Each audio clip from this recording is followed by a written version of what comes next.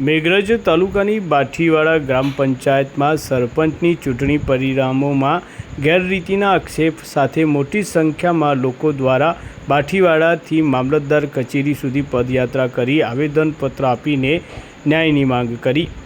આજે તારીખ 26 જૂન બપોરે 1 થી 3 વાગ્યાના અરસામાં મેઘરજ તાલુકાના બાઠીવાડા ગામેથી લોકો દ્વારા પદયાત્રા કરવામાં આવી હતી। મામલતદાર કચેરી સુધી કરેલી આ પદયાત્રામાં લોકોનો આક્ષેપ હતો કે ચૂંટણીના પરિણામો ગઈકાલે જાહેર થયા છે, જેમાં બાઠીવાડા ગ્રામ પંચાયતના સરપંચ પદના ચૂંટણીના પરિણામોમાં જાહેર કરવામાં ગેરરીતિ થયાના આક્ષેપો થઈ રહ્યા છે, જેને લઈને સ્થાનિકોને તેમજ ઉમેદવારોને ન્યાય મળે તે માટે રજૂઆત કરવામાં આવી હતી। મામલતદારને આવેદનપત્ર આપીને સ્થાનિકો દ્વારા રજૂઆત કરવામાં આવી હતી।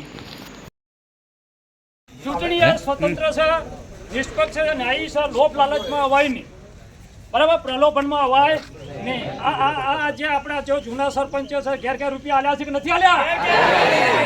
ઘેર બોલાવીને બકરોનો ખવડાવ્યો છે કે નથી ખવડાવ્યો? હા, તો આવી ચૂંટણી ના થાય, નિષ્પક્ષ ન્યાયી ચૂંટણી થવી જોઈએ। બાઠીવાડાની અંદર અન્યાય થયો છે, એ વાત સાચી છે ને? ભારત માતા કી જય।